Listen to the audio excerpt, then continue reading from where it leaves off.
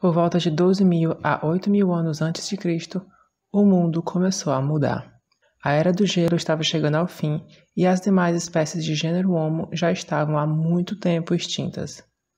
A arte nas cavernas também estava sendo abandonada, e as maravilhas de Lascaux, Chauvet, Altamira e a Serra da Capivara foram esquecidas no tempo e apagadas da memória.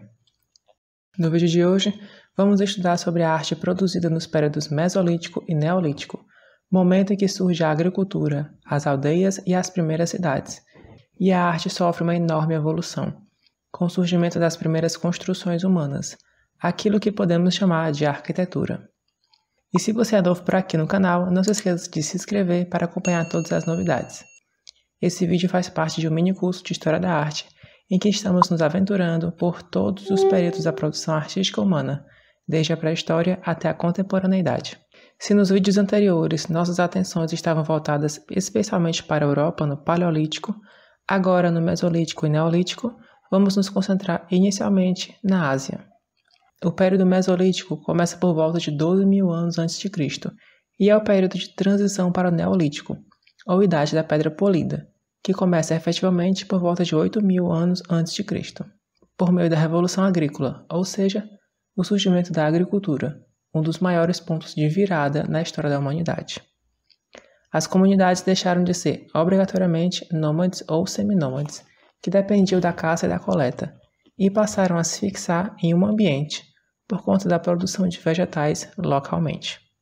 Há poucos milênios antes da Revolução Agrícola, tivemos um início de civilização que floresceu no sul da atual Turquia. Estamos falando da civilização que habitou o sítio arqueológico de Göbekli Tepe, o mais antigo centro de culto, ou seja, templo, da história da humanidade. O complexo foi encontrado em 1994 por arqueólogos alemães e causou espanto na comunidade científica. Os estudos apontavam que aquele sítio arqueológico datava de 11.000 a 9.000 anos atrás. Antes, era impensável que o ser humano pudesse ter uma organização social tão complexa àquela altura, a ponto de haver uma religião que motivasse um grande grupo de pessoas a construir um templo. Até porque nem se acreditava que já existia arquitetura naquele ponto da história. Os templos foram encontrados embaixo de um monte de calcário e foram feitos na pré-história com grandes blocos de pedra de calcário com até 5,5 metros de altura, que eram adornados com esculturas em alto relevo, que mostram figuras de animais, insetos e partes humanas. As pedras foram organizadas em formato oval, com grandes pilares no centro, circundados por anéis também compostos de blocos de pedra. Nessa época, ainda não havia utensílios de metal e nem animais domesticados, então as comunidades tiveram que esculpir as enormes pedras de calcário com utensílios também de pedra ou mesmo de madeira, e depois as transportaram para o topo da colina e organizaram o espaço do templo. Esse local servia para cultos periódicos, e acredita-se que as comunidades ainda eram de caçadores-coletores. Segundo o arqueólogo Klaus Schmidt, responsável pela descoberta do sítio e seu contínuo estudo, a necessidade de coordenar diferentes comunidades nômades para a construção e manutenção desses templos pode ter levado à criação da agricultura e do pastoreio, gerando assim a Revolução Agrícola, que transformou para sempre a vida humana. Göbekli Tepe provou que já havia comunidades com uma sofisticada organização social ainda no período Mesolítico.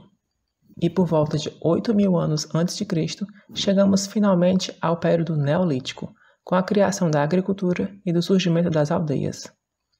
Entre 8.000 e 5.000 anos antes de Cristo, surgem as cidades continuamente habitadas mais antigas do mundo.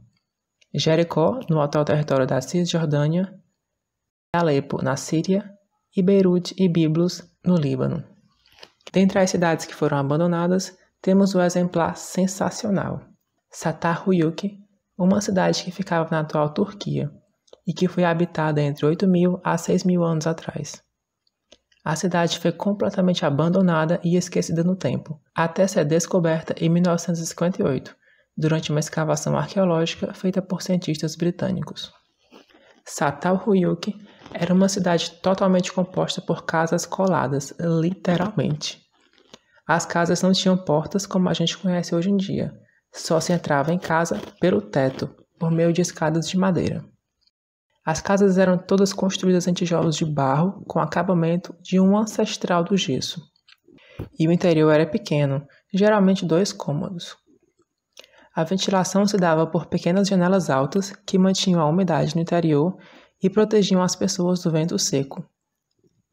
Não havia ruas ou nenhum tipo de vias entre as casas. Aparentemente, não havia também grandes edifícios públicos e nem tampouco espaços livres como praças ou parques. A área de convivência coletiva eram os próprios tetos das casas. Essa conformação urbana era muito boa para proteger a comunidade de invasores, principalmente por dar aos moradores uma visão privilegiada do entorno. A presença de imagens de touros dentro das casas poderia indicar que aquele poderia ser um deus. Foram encontradas também pinturas em murais nas escavações que até lembram um pouco as antigas pinturas rupestres. Elas representam, em geral, cenas de caça, com humanos perseguindo aurochs ou veados. Em Çatalhöyük também foram achadas imagens femininas que lembram as antigas Vênus do Paleolítico, com destaque para a deusa sentada, que representa uma mulher corpulenta em um trono, ladeado por cabeças de grandes felinos.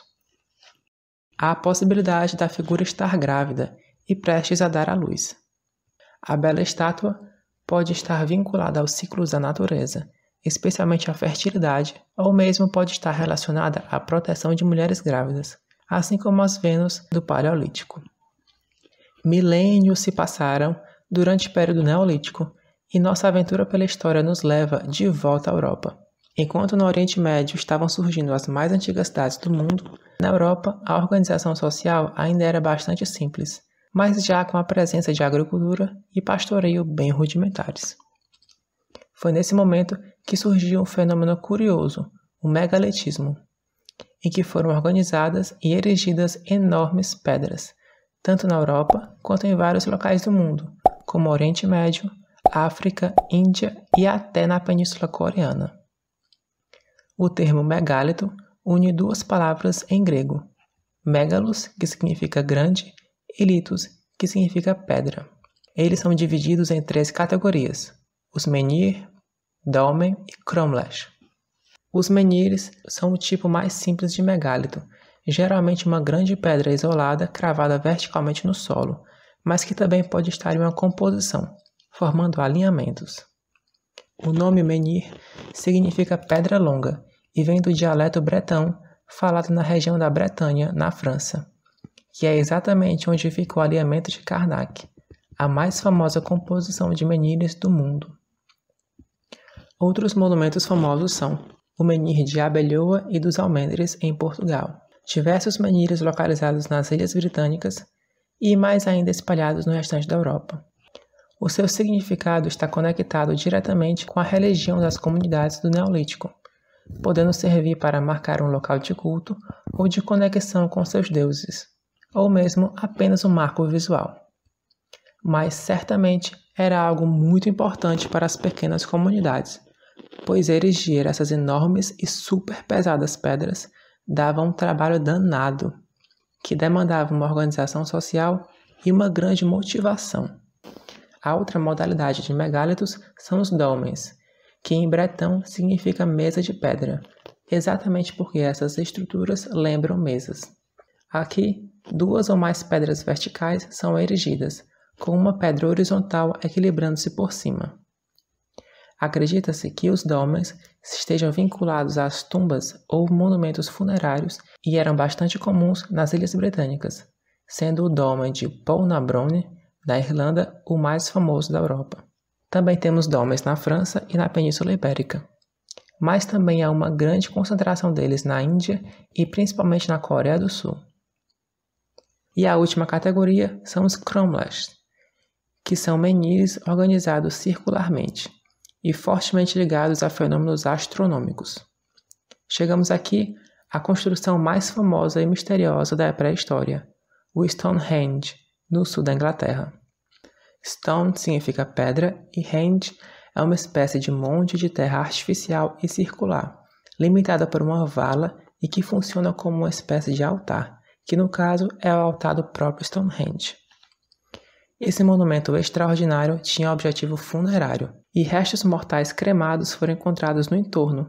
Provavelmente eram corpos de pessoas importantes ou de pessoas sacrificadas, incluindo homens, mulheres e crianças.